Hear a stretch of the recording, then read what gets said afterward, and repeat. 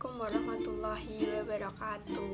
Perkenalkan, saya Adinda Kussumawadani dari mahasiswa Universitas Muhammadiyah Surakarta, jurusan Pendidikan Akuntansi, ingin menjelaskan tentang fintech. Fintech merupakan singkatan dari finansial teknologi atau teknologi keuangan. Lalu, sebenarnya fintech itu apa sih? Fintech merupakan inovasi teknologi yang dikembangkan dalam bidang finansial sehingga transaksi keuangan bisa dilakukan dengan praktis, mudah, dan efektif. Teknologi fintech di Indonesia berdiri atau mulai pada tahun 2006, namun sayang saat itu masih sedikit perusahaan yang menggeluti bidang ini. Ketika Asosiasi Fintech Indonesia didirikan pada tahun 2015, maka kepercayaan fintech Indonesia mulai tumbuh di kalangan masyarakat. Akibatnya, perusahaan fintech di Indonesia mengalami pertumbuhan yang pesat sehingga terdapat 140 perusahaan tercatat dalam daftar fintech OJK. Tidak berhenti sampai di situ, pada tahun 2017 berkembang lagi fintech syariah. Fintech syariah merupakan jenis fintech yang bergerak atas dasar prinsip Islam. Oleh karena itu lahirlah Asosiasi Fintech Syariah Indonesia yang menaungi finansial syariah di Indonesia. Pertama, transaksi keuangan jadi lebih mudah. Mengapa jadi lebih mudah? Ketika ingin melakukan transaksi finansial, tidak perlu lagi ke rumah atau pergi ke bank untuk melakukannya. Yang kedua, akses pendanaan lebih baik. Berkat fintech, teknologi keuangan berkembang pesat hingga menjangkau berbagai kalangan masyarakat. Hal ini mengakibatkan semakin banyak orang memahami cara mendapatkan bantuan pendanaan dan menunjang kegiatan-kegiatan harian mereka. Yang ketiga, taraf hidup masyarakat meningkat.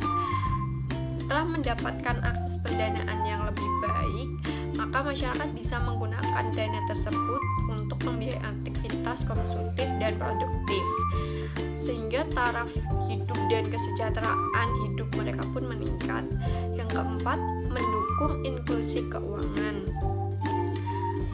Mendukung peningkatan inklusi keuangan masyarakat, yang dimaksud adalah keterlibatan masyarakat dalam transaksi ekonomi, mulai dari jual beli, iuran, sampai simpan pinjam.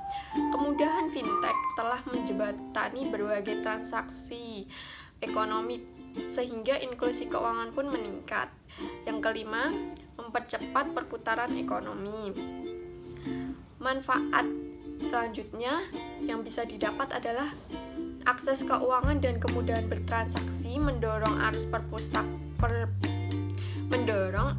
perputaran ekonomi semakin cepat dan praktis. Selain itu, fintech membantu pelaku usaha untuk mendapatkan modal dan bunga dengan bunga rendah melalui pinjaman online sebagai produk fintech.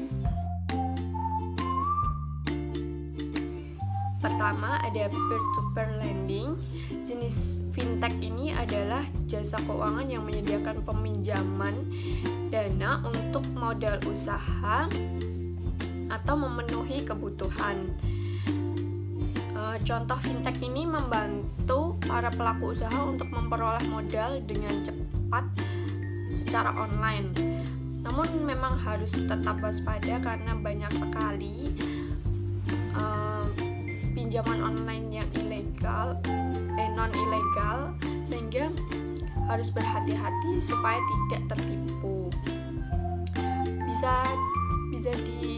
Solusinya adalah melihat daftar fintech OJK yang resmi sehingga bisa melihat pinjaman online mana sajakah yang sudah ilegal. Yang kedua, crowdfunding. Crowdfunding adalah produk fintech sebagai platform mempertemukan pihak yang memerlukan dana dan pihak donatur dengan jaminan transaksi secara aman dan mudah. Crowdfunding juga dimanfaatkan dalam mengumpulkan donasi. namun juga diterapkan dalam pengembangan usaha untuk menemukan investor dan pelaku bisnis. Yang ketiga, jenis fintech selanjutnya adalah e-wallet. E-wallet sudah banyak sekali yang memahami apa e-wallet. E-wallet merupakan dompet digital yang berperan menyediakan tempat menyimpan uang secara elektrik bagi pengguna.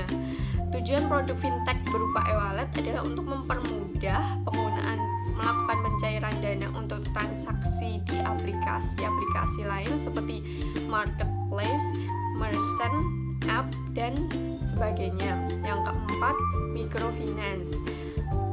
Microfinance merupakan layanan perusahaan fintech yang membantu masyarakat kelas menengah ke bawah untuk menunjang kehidupan dan keuangan mereka melalui penyediaan layanan finansial. Yang kelima, payment gateway. Jenis kelima fintech ini adalah payment gateway yang merupakan sistem fintech yang melakukan otoritas pembayaran melalui transaksi online. Contohnya yakni PayPal. Yang keenam, investasi. Proses investasi dapat dilakukan secara mudah. Banyak instrumen investasi bermigrasi melalui aplikasi online sehingga investor dengan mudah menanamkan modal. Yang ketujuh, bank digital. Jenis fintech yang terakhir adalah bank digital, yaitu bank yang 100% transaksinya dilakukan secara digital, mulai dari pendaftaran, rekening, sampai manajemen asetnya. Bank digital berbeda dengan mobile banking atau m-banking karena dalam transaksinya m-banking masih berkaitan dengan bank offline. Sedangkan bank digital 100% transaksinya secara elektronik. Salah satu contoh produk fintech berupa bank digital di Indonesia adalah One Mobile.